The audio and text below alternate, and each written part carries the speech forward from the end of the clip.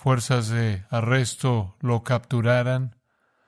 Estaban Caifás y Anás, que eran ambos sumos sacerdotes, que guiaron el juicio falso de burla de Cristo en el lado religioso. Estaba Pilato, quien guió el juicio de burla del lado romano, el lado secular, y estaba Herodes, el rey, que vino quizás para poder sacar de problemas a Pilato, Caifás y Anás, pero mostró ser inútil en eso. Estuvieron los líderes judíos que gritaron por la sangre de Jesús. Está la multitud que hizo lo mismo, diciendo crucifícale, crucifícale. Está Simón de Cirene, que fue obligado a recoger la cruz. Está Barrabás, que fue liberado, un ladrón en lugar de Cristo. Están los dos ladrones en la cruz, uno de los cuales fue traído a salvación mientras que estaba colgando ahí durante la ejecución misma. Y todas estas personalidades son muy familiares para nosotros y son parte del drama maravilloso de la crucifixión de Cristo y todo lo que llevó a eso. Pero hay uno que es olvidado fácilmente y es el centurión. Él es un personaje sorprendente en la historia porque él hace esta confesión sorprendente y asombrosa y exacta cuando dice: verdaderamente este era el Hijo de Dios. Su teología no puede mejorar más que eso. Y lo que es interesante es que este no es alguien cuyo legado está en el judaísmo. Este es un romano. Este es un pagano. Este es uno quien por ley tenía que confesar que César es Señor. Él era un idólatra. Pero él hace esta asombrosa confesión. Su confesión también es registrada por Marcos, el Evangelio de Marcos, que dice en el capítulo 15, 39, y el centurión que estaba frente a él estaba ahí enfrente de la cruz porque él estaba a cargo de la ejecución de Jesús y los otros. Y el centurión que estaba frente a Jesús, viendo que después de clamar había expirado así, dijo: verdaderamente este hombre era Hijo de Dios. Hubo algo en la manera en la que él entregó su vida que lo convenció de que este era el Hijo de Dios. Lucas también nos dice algo del centurión. Lucas 23:47, cuando el centurión vio lo que había acontecido, dio gloria a Dios, diciendo: verdaderamente este hombre era justo. Esta es una declaración de la rectitud verdadera de uno que estaba bajo su cargo como un criminal para ser ejecutado. Es un testimonio sorprendente de un hombre del que simplemente no conocemos mucho, pero sobresale en un contraste tan fuerte con las actitudes de los líderes judíos y la gente hacia Jesús. Regrese en el capítulo 27 al versículo 15. En el día de la fiesta acostumbraba el gobernador soltar al pueblo un preso, el que quisiesen, y tenían entonces un preso famoso llamado Barrabás. Reunidos pues ellos, les dijo Pilato: ¿a quién queréis que os suelte, a Barrabás o a Jesús, llamado el Cristo? Este era un acto de amabilidad hacia la población en la Pascua, soltar un prisionero, un gesto de buena voluntad. Él pensó que podía hacer que ellos le quitaran a Jesús de sus manos porque él sabía que era inocente. Entonces él dijo: ¿a quién quieren? ¿A Barrabás o a Jesús, llamado el Cristo? Sabiendo que Barrabás era un criminal, que era un peligro para el pueblo, mientras que Jesús no lo era. Porque él sabía que por envidia, versículo 18, le habían entregado. Él sabía que Jesús no era culpable de nada, era envidia pura.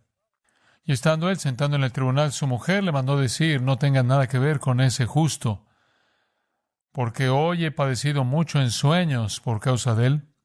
Pero los principales sacerdotes y los ancianos persuadieron a la multitud que pidiese a Barrabás y que Jesús fuese muerto. Y respondiendo el gobernador les dijo: ¿a cuál de los dos queréis que os suelte? Y ellos dijeron: a Barrabás. Pilato les dijo: ¿qué pues haré de Jesús, llamado el Cristo? Todos le dijeron: sea crucificado. Y el gobernador les dijo: pues, ¿qué mal ha hecho? Pero ellos gritaban aún más, diciendo: sea crucificado.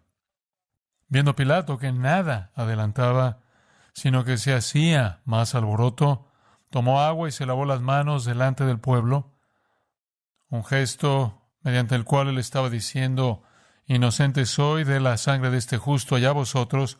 Y respondiendo todo el pueblo dijo, su sangre sea sobre nosotros y sobre nuestros hijos. Entonces le soltó a Barrabás. Y habiendo azotado a Jesús, le entregó para ser crucificado. El pueblo judío quería a Jesús muerto. El pueblo judío rechazó la declaración de él de ser el Hijo de Dios. Pero un centurión romano pagano confiesa la gran confesión, que Jesús es el Hijo de Dios. ¿Cómo debemos entender esta confesión sorprendente? Ya entendemos el rechazo de los judíos. Lo habían rechazado desde el principio. Hubo la fanfarria cuando él entró a la ciudad en lo que llamamos Domingo de Ramos, pero para cuando habían pasado varios días en la semana estaban rechazándolo y eventualmente la misma semana en la que lo reconocieron como rey, ellos gritaron, sea crucificado. Ellos nunca iban a creer en él. El apóstol Juan dice, a lo suyo vino y los suyos no lo recibieron. Pero, ¿qué está pasando con este centurión?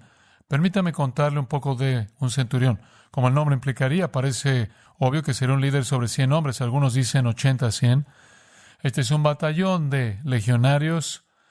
Es un batallón de legionarios sobre los que este hombre estaría a cargo. Él tenía un superior arriba de él. La legión romana, constituida por unos 6,000 hombres, habrían 6 sobre 1,000 y eran llamados quiliarcas o comandantes. Conocemos algunos de ellos en el libro de los Hechos. Pero este es un hombre que tiene un batallón por el que él es responsable y en este caso eran el batallón al que se le dio la tarea de cuidar de Jesús en el juicio con Pilato hasta su ejecución. Él no solo fue diseñado para la guerra, como lo eran todos los soldados romanos, los legionarios romanos, pero una vez que Roma había conquistado cierto lugar, cierta provincia, ellos entonces dejaban su fuerza militar ahí como una agencia de policía. Ellos, de hecho, tenían una estación, una fortaleza llamada el Pretorio, en el caso de Jerusalén, la cual sería como el cuartel general de la estación de policía, y estos legionarios que quizás una vez habían estado peleando en guerras con otros países, ahora eran los agentes ocupantes de policía. Él habría sido un oficial a cargo, como dije, de 80 a 100. Su responsabilidad sería ejercer autoridad sobre ellos, entrenamiento, disciplina, orden. Él sería un ejemplo para que ellos lo siguieran. Ellos eran seguidores muy, muy devotos de la ley romana. Y literalmente habían creado lo que es conocido como la Pax Romana. La paz romana en este tiempo en la historia romana, en el primer siglo después de Cristo, había paz por todo el imperio romano. Eso es difícil de imaginar, es difícil concebir cuando has conquistado a tantas naciones diferentes, pero eran tan buenos en la ley y el orden que habían producido la paz romana. El efecto de esa paz romana les permitió construir caminos por todos lados sin ser detenidos o amenazados, y entonces podían moverse por un imperio entero y esparcir su idioma y su avance. Parte del éxito del Imperio Romano se redujo a esos hombres a quienes se les asignó ser la policía local en un lugar dado. La historia nos cuenta que hubieron más de ellos en Israel que en cualquier otro país porque los judíos les causaban más problemas. Entonces, esta habría sido la función del centurión y en particular su trabajo y el trabajo de su batallón era cuidar de este hombre que los judíos querían que fuera ejecutado y finalmente Pilato, después de azotarlo, se los entregó para una ejecución y este hombre está a cargo de la ejecución. Él es un hombre de ley y orden. Él es un hombre que actúa como un oficial de policía militar. Él es responsable del castigo. Él es responsable de proteger a aquellos que son amenazados. Él es responsable de la seguridad. Todas esas cosas que son parte del trabajo de policía. Eran parte de lo que llamaban espectáculos o eventos públicos. Lo que él no toleraría es un alboroto. Él detendría un alboroto y usted puede ver que eso es lo que Pilato vio venir atrás en el versículo 24 y entonces necesitaba intervenir. Estos hombres eran usados para controlar a la gente. Algunas veces eran usados como espías. Eran clandestinos, estaban encubiertos, hacían todo tipo de cosas. Pasaban mucho tiempo en el Imperio Romano, persiguiendo esclavos prófugos y trayéndolos de regreso a sus amos. Perseguían a bandidos y pillos del mismo tipo que fueron crucificados con Jesús. Estaban separados, como dije, de sus legiones que viajaban y eran dejados en un lugar. Normalmente un centurión estaba 15 a 20 años en el ejército romano antes de que pudiera alcanzar el rango de centurión. Venían primordialmente de la gente común, no la élite. Eran llamados vigiles urbani, latín para guardianes de la ciudad. Eran los cuidadores de la ciudad. Esa era su responsabilidad. También eran, por cierto, los bomberos. Portaban armas, portaban un garrote que era como un garrote de policía. Llevaban dagas, portaban dagas para el combate mano a mano. Llevaban una espada con la que podían pegar a una distancia un poco diferente y algunos de ellos incluso llevaban lanzas. Tenían una tasa alta de víctimas, según los historiadores, porque terminaban involucrados en el tipo de combate que es mano a mano, hombre a hombre o grupo a hombre, y entonces había una tasa alta de víctimas. Eran vistos como autoridades, eran vistos como algo violentos, porque podían quitar una vida, se les permitía golpear a la gente, como también quitarles la vida bajo ciertas circunstancias. Debido a lo que hacían, eran duros, eran temidos por muchas personas. Eran paganos, no eran expuestos históricamente a nada de lo que estaba pasando en la tierra de Israel. Adoraban a César, tenían una restricción en el matrimonio, mientras que estaban sirviendo no podían estar casados, lo cual era un problema, y entonces incluso se les proveían mujeres, casi como concubinas. Eran un grupo duro. Su mundo era conflicto, mucho. Pero a pesar de un perfil tan sorprendente para un centurión, hay varios de ellos en el Nuevo Testamento. Y cada vez que usted llega a un centurión en el Nuevo Testamento, la Biblia los trata con mucho favor, muy opuesto a los líderes judíos. Muy opuesto a los líderes judíos. De hecho, permítame presentarle al primero que aparece en el 8º capítulo de Mateo. Esta es la primera vez que un centurión se aparece. Es en el versículo 5, Mateo 8. Entrando Jesús en Capernaum, la cual es una ciudad arriba en Galilea, en el extremo norte del mar de Galilea, vino a él un centurión rogándole y diciendo: Señor, hombre, espera un minuto aquí, diciendo: ¿qué? ¿Señor? ¿Qué sabía este hombre? Bueno, mire, él estaba en control de multitud. Él estaba consciente de lo que estaba pasando en la ciudad de Capernaum. Él lo sabía muy bien. Debe ser que había oído a Jesús hablar. Quizás sabía de sus milagros. Pero él dice: Señor. Después dice: no soy digno de que entres bajo mi techo. Él es humilde. Así no es como normalmente habrían actuado. Él está reconociendo a Jesús como Señor y admitiendo su propia indignidad. No soy digno de que entres bajo mi techo. Y claro que hay una razón para eso, y eso es porque los judíos le prohíben a otros judíos entrar a la casa de un gentil. Entrar a la casa de un gentil era ser inmundo. Y este hombre sabía eso. Pero él le dijo: solamente di la palabra y mi criado sanará. Él tenía un criado, atrás en el versículo 6, postrado en casa, paralítico, gravemente atormentado. Y Jesús le dijo: yo iré y le sanaré. Respondió el centurión y dijo: no soy digno de eso. Solamente di la palabra y mi criado sanará. Entonces él había visto algunos milagros. Y después él dijo también: yo soy hombre bajo autoridad. Estoy bajo autoridad, como también tengo autoridad, como cualquiera en un sistema de rango sabe. Tengo bajo mis órdenes soldados y digo a este ve y va, y al otro ven y viene, y a mi siervo hace esto y lo hace. Yo sé lo que es la autoridad, dice él. Y al oírlo Jesús se maravilló y dijo a los que le seguían: de cierto os digo que ni aún en Israel he hallado tanta fe. ¿Qué? Estamos en el 8º capítulo de Mateo. Ya entrados en el ministerio galileo de Jesús, él no había visto ese tipo de fe en Israel. Jamás. Y es un centurión romano que lo reconoce como Señor, que sabe que tiene el poder milagroso, que sabe que Él tiene autoridad divina, que está humillado en su presencia y que tiene una gran fe en Él. Una gran fe en Él como el Señor divino y obrador de milagros. Obviamente Él había estado escuchando sin los prejuicios de las multitudes judías que rechazaron a Jesús. Y entonces el comentario de Jesús en el versículo 11 es sorprendente. Os digo que vendrán muchos del oriente y del occidente. ¿Qué significa eso? Gentiles. Habrá gente que va a venir de todo el mundo y se sentarán con Abraham, Isaac y Jacob en el reino de los cielos. Sí, el reino de los cielos va a ser poblado por gente del oriente y del occidente, como este centurión romano. Mas los hijos del reino, esto es, el pueblo de Israel, serán echados a las tinieblas de afuera. Allí será el lloro y el crujir de dientes.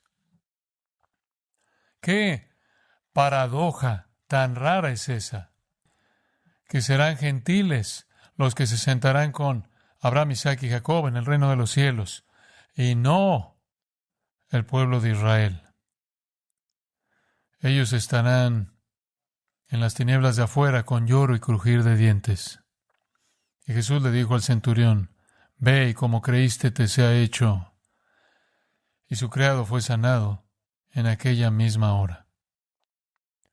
Este es un relato increíble de un centurión que había venido a la fe en Jesús al oír a escondidas lo que había dicho y ver a distancia.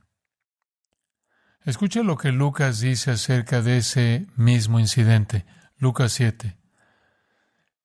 Él entró en Capernaum, versículo 1, y el siervo de un centurión, a quien éste quería mucho, estaba enfermo y a punto de morir. Cuando el centurión oyó hablar de Jesús, le envió unos ancianos de los judíos rogándole que viniese y sanase a su siervo. Y ellos vinieron a Jesús y le rogaron con solicitud, diciéndole, es digno de que le concedas esto. Este es el grupo de ancianos judíos que van a Jesús en nombre de este centurión. Esto añade más a la historia. Y vea lo que dice acerca de él, es digno. Hemos leído en Mateo, él dijo que no era digno, pero ellos dijeron que es digno de que le concedas esto. ¿Por qué? Porque ama a nuestra nación y nos edificó una sinagoga. Sorprendente. Qué tan honorable es este centurión. Él ama al pueblo judío. Él incluso les ha construido su sinagoga. Y Jesús fue con ellos, pero cuando ya no estaban lejos de la casa, el centurión envió a él unos amigos diciéndole, Señor, no te molestes, pues no soy digno de que entres bajo mi techo, por lo que ni aún me tuve por digno de venir a ti. Pero di la palabra y mi siervo será sano. Después él cubre el mismo discurso. Y al regresar a casa, en el versículo 10, el siervo estaba sano. Él creyó antes del milagro y le prometo que él creyó después del milagro. Él es un gentil. Él es parte de un ejército pagano que estaba invadiendo. Él es parte de otra cultura. Y los romanos eran odiados por los judíos.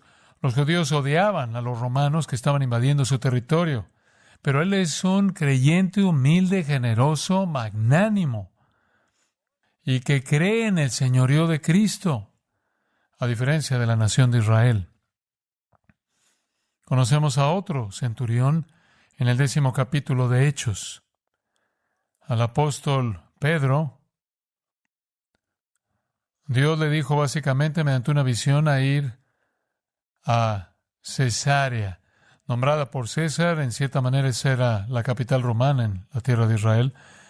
Y él debe reunirse con un hombre llamado Cornelio, un centurión de lo que se llamaba el batallón italiano. Él era parte de algún batallón que era de Italia misma. Pero observa el versículo 2 cómo describe a este centurión piadoso y temeroso de Dios con toda su casa, y que hacía muchas limosnas al pueblo y oraba a Dios siempre. Este es otro pagano, que es un prosélito del judaísmo, quien es un creyente en el Dios vivo y verdadero. De nuevo, él es producto del ministerio de Jesús y los apóstoles, como alguien que simplemente está escuchando. Incluso Jesús dijo, es a los judíos primero y después a los griegos. cuando él habló de las migajas que caen de la mesa. Y a Pedro se le dice que vaya a Cornelio. La historia simplemente es una historia asombrosa. Vaya al versículo 22. Pedro va y le dicen, va a Cesarea, y le dicen, Cornelio, el centurión, varón justo y temeroso de Dios y que tiene buen testimonio en toda la nación de los judíos. De nuevo, simplemente es sorprendente cuánto respeto tenían los judíos hacia este policía benevolente, generoso. Este policía militar. Él fue divinamente dirigido por un ángel santo para que viniera a su casa y oyera un mensaje. Entonces Dios, mediante un ángel, prepara esta junta con Pedro y Cornelio. Y usted conoce el resto de la historia. La historia termina al final del capítulo 10 con Cornelio siendo bautizado. Y si usted avanza en el libro de los Hechos y usted llega al capítulo 21, Pablo llega a Jerusalén y él va al templo y usted recuerda la historia. Ellos quieren matarlo. Los judíos quieren matar a Pablo. Lo acusan falsamente de meter un gentil al área prohibida del templo. Entonces quieren matarlo y otro alboroto empieza. Una muchedumbre se une y quieren matar a Pablo. E interviene de nuevo un centurión, incluso un comandante, un culiarca, uno que estaba a cargo de 1,000, incluso varios centuriones, incluso cientos de soldados. Para cuando usted va del capítulo 21 de Hechos al 24, usted tiene una comitiva militar masiva de jinetes y soldados a pie y personas con armas, y todos están rodeando a Pablo para protegerlo, porque no pueden encontrar algún crimen que él cometió. Pero los judíos, como lo hicieron con Jesús, están tratando de matarlo. Y de nuevo, comandantes, centuriones, soldados, protegen a Pablo de aquellos que lo querían asesinar. Y sigue capítulo tras capítulo. Y Pablo tiene que dar un testimonio a Félix y Festo y Agripa. Y él está bajo custodia por todo este tiempo. Y finalmente lo meten en un barco en Hechos 27 y lo mandan a Roma. Y es otro centurión llamado Julio, que es del batallón Augusto, el cual estaría pegado a César, y él escolta a Pablo. Pablo es un asunto político tan delicado que colocan a uno de los propios centuriones de Augusto para que esté a cargo de Pablo, para que llegara seguro a Roma. ¿Por qué? Porque él era un ciudadano de Roma por nacimiento, y los soldados romanos dejaron de hacerle daño alguno una vez que él declaró su ciudadanía romana. Sabían que estaban obligados por la ley romana, con la cual estaban comprometidos, y lo llevaron a Roma. Incluso camino a Roma hubo un naufragio y hubieron todo tipo de desastres que pasaron, y de nuevo fue el centurión romano quien salvó su vida. Cada vez que usted se encuentra a uno de estos centuriones, él es heroico espiritualmente de alguna manera, como creyente en Cristo, como un protector del apóstol Pablo. Y él no estaba solo. Regrese a Mateo capítulo 27, si se ha desviado de ahí. Mateo 27, hubieron muchos otros con él. Leemos de eso ahí atrás en el versículo 27. Los soldados del gobernador llevaron a Jesús al pretorio y reunieron alrededor de él a toda la compañía. Entonces están a cargo del prisionero, están a cargo de su encarcelamiento hasta que puedan llevarlo a juicio. Él es azotado, como dice el versículo 26, después es entregado para ser crucificado. Entonces el centurión está a cargo de cuidar el destacamento asignado a la crucifixión. Se burlan de él. No dice que el centurión fue parte de eso, pero los soldados se burlan de él. Pretende que él es un rey, lo desnudan, le ponen un manto de escarlata, una corona de espinas, pusieron una caña en su mano como si fuera un cetro, se arrodillaron delante de él burlándose, salve rey de los judíos, escupiéndole, y tomaban la caña y le golpeaban en la cabeza. Después de que se burlaron de él, le quitaron el manto, le pusieron sus vestidos y le llevaron para crucificarle. Entonces, ellos estaban actuando de una manera en la que no vemos actuar a los centuriones.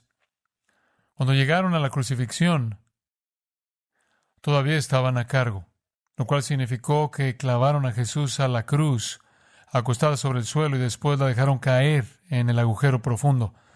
Esa era su responsabilidad. Ahora, ¿cómo es que este centurión llega al punto en el que dice verdaderamente este era el Hijo de Dios? Bueno, en primer lugar, un poco de trasfondo.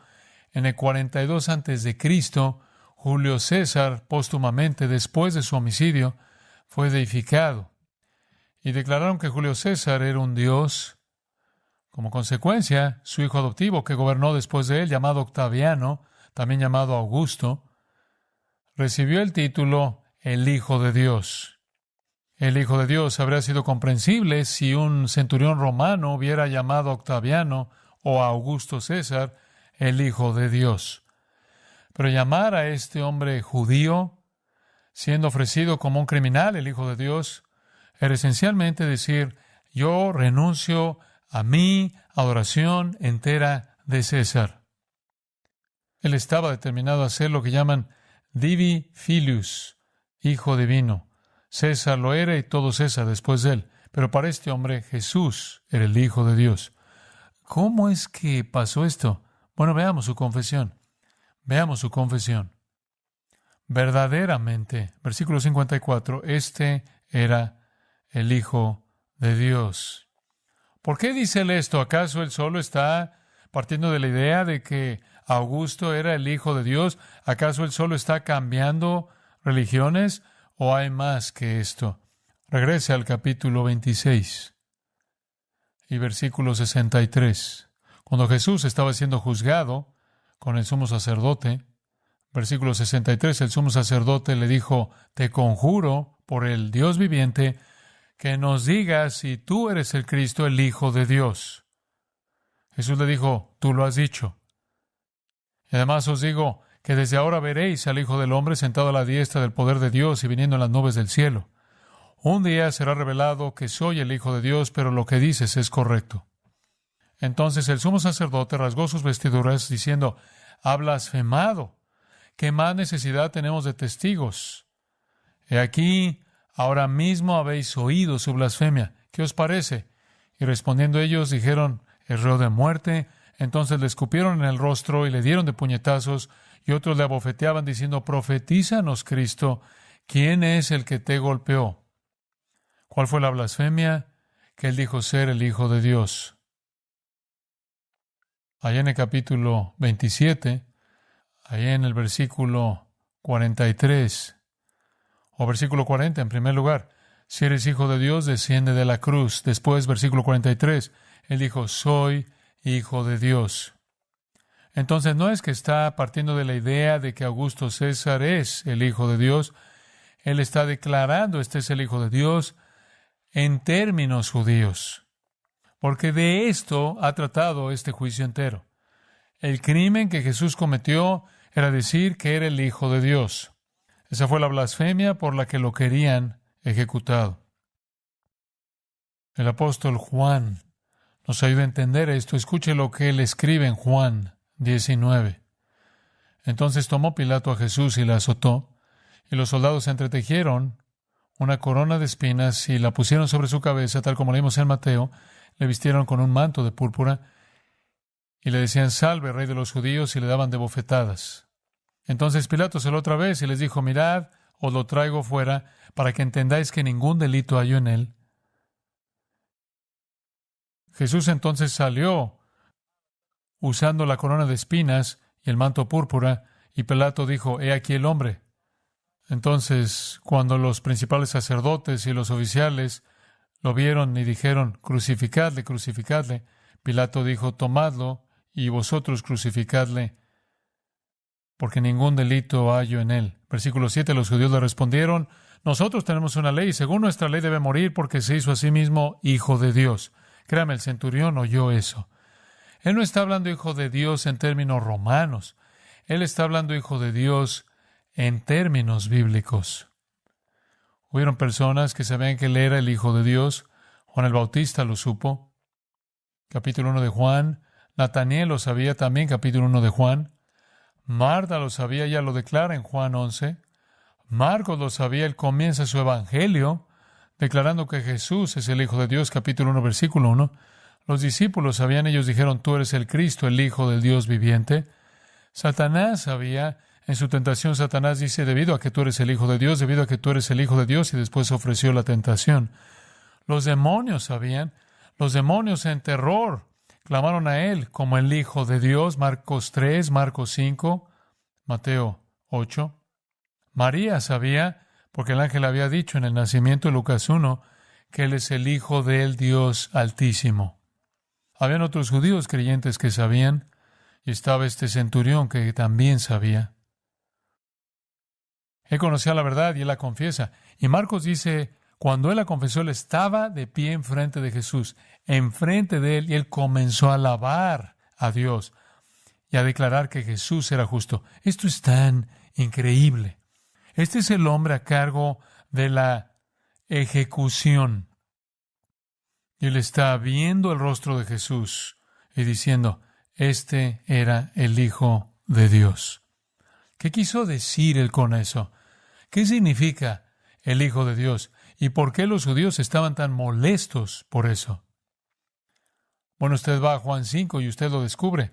Usted podría ir a muchos lugares, pero este lo explicará. Juan 5:18. Por esto, este es el versículo 18, Juan 5, por esto los judíos aún más procuraban matarle. ¿Por qué?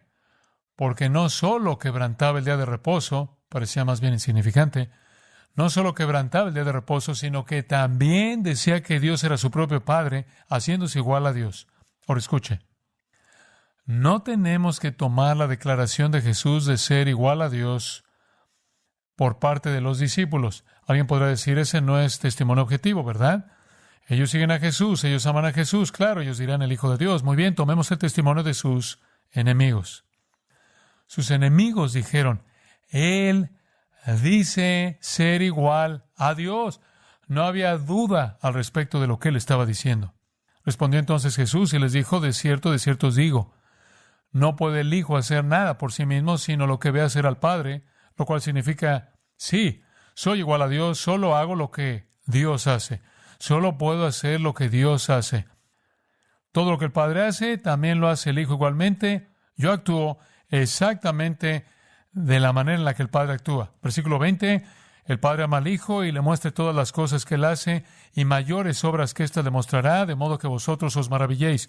El Padre no retiene nada del Hijo, el Padre le da todo al Hijo, el Hijo hace todo lo que el Padre hace de la manera en la que el Padre lo hace.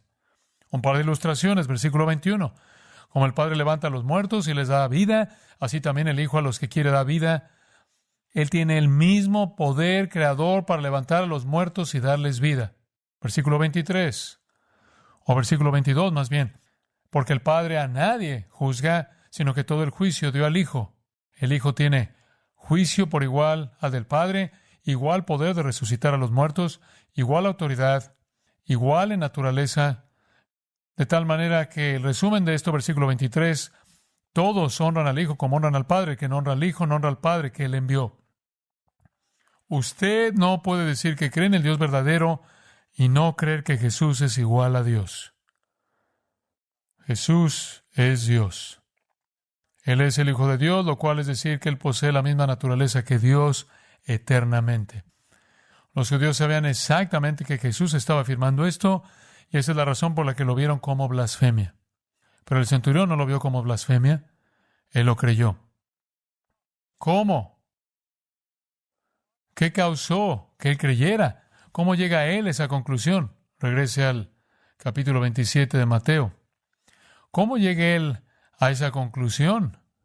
Atrás en Juan 8:18 Jesús había dicho, el Padre que me envió da testimonio de mí. ¿Cómo testifica Dios de la deidad de Cristo? Bueno, aquí vamos a ver. ¿Qué estaba pasando? Regresemos al versículo 54. El centurión y los que estaban con él, el resto de los soldados, guardando a Jesús, visto el terremoto y las cosas que habían sido hechas, temieron en gran manera y dijeron, verdaderamente este era Hijo de Dios.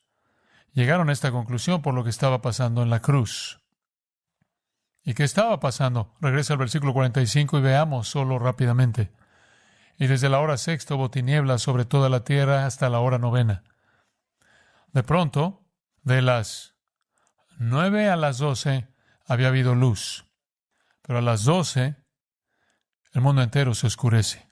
A mediodía, Él fue crucificado a las 9 de la mañana. Y hubieron 3 horas de luz. Y hubieron 3 cosas que Jesús dijo en esas 3 horas y fuera de eso hubo silencio. Con respecto a los soldados, Él había dicho, Padre, perdónalos, no saben lo que están haciendo. Con respecto al ladrón que creyó, él dijo, hoy estarás conmigo en el paraíso. Y con respecto a María, su madre, y Juan el apóstol, él dijo, María, ve a tu hijo, Juan, ve a tu madre. Y él estaba entregando a su madre al cuidado de Juan. Entonces, en la luz, él estaba mostrando gracia y compasión. 3 horas de luz, él solo dijo 3 cosas. Llegan las 12, cuando el sol debería estar en su cenit, y toda la tierra, la palabra griega es ge, lo cual significa la tierra se pone negra. Y creo que es toda la tierra porque Dios literalmente bloquea el sol. Los historiadores romanos, por cierto, escribieron de esto. Incluso hay una carta de Pilato a Tiberio, un documento que habla de la oscuridad sobre el mundo. Y la palabra usada aquí es ecleipo, de la cual obtenemos eclipse. Esta es la razón por la que es tan aterrador. Es mediodía. No existe una explicación natural para esta oscuridad. Es, por cierto, luna llena en la Pascua, lo cual significa sol lleno. La luna llena reflejando al sol, pero el sol se apagó y entonces la luna se apaga. Dice usted, ¿cómo puede pasar esto? Bueno, ha pasado antes. En Josué capítulo 10 el sol se detuvo. En Segundo de Reyes capítulo 20 los relojes del sol fueron hacia atrás. Dios puede mover milagrosamente cualquiera de los cuerpos que Él creó. Pero ¿por qué en este tiempo? ¿Por qué la oscuridad? ¿Acaso Dios estaba tratando de esconder el sufrimiento de su Hijo? ¿Acaso Dios estaba tratando de mostrarle algo de empatía a Él? ¿Acaso esto fue algún tipo de protesta divina por lo que los judíos y los romanos le estaban haciendo? No. Lo que usted debe saber acerca de la oscuridad es bastante claro. Si usted lee las palabras de Isaías, escuche esto: "He aquí, el día de Jehová viene, terrible de indignación y ardor de ira. El sol se oscurecerá y la luna no dará su resplandor. Y castigaré al mundo por su maldad y a los impíos por su iniquidad. Cuando se oscurece es un evento del día del Señor. Y un evento del día del Señor, como vimos la semana pasada, es un juicio divino. En la profecía de Joel, capítulo 2, viene el día de Jehová, día de tinieblas y de oscuridad, día de nube y de sombra. El sol y la luna se oscurecerán, los terremotos serán grandes y muy terribles. ¿Quién podrá soportarlo? Joel 3, cercano está el día de Jehová, el sol y la luna se oscurecerán. Jehová rugirá, temblarán los cielos y la tierra. Amós 5, el día de Jehová será tinieblas y no luz, porque son muchas sus rebeliones y vuestros pecados son grandes. Usted encuentra lo mismo en Sofonías. Tinieblas de oscuridad, porque han pecado contra el Señor. Es el día de la ira divina. La oscuridad simboliza ira divina. ¿Qué quieres decir con ira divina? Ira divina derramada sobre el Hijo de Dios en nuestro lugar. La oscuridad declara que la ira divina sea liberada a una escala masiva, afectando a todo el planeta. Castigo por el pecado, transgresión e iniquidad. Es un día del Señor y el Hijo de Dios está siendo castigado por todos los pecados de todas las personas que creerán a lo largo de toda la historia humana. El que está en la cruz está recibiendo la ira divina que merecemos. Es castigo de Dios. Esa es la razón de la oscuridad. En el versículo 46, la oscuridad termina. En la hora novena, Jesús clamó a gran voz diciendo, Elí, Elí, lama sabactani. Esto es, Dios mío, ¿por qué me has desamparado? Esta es otra cosa sorprendente que debió haber encajado en la confesión del centurión. Este es un clamor de inocencia. Este es un grito de inocencia.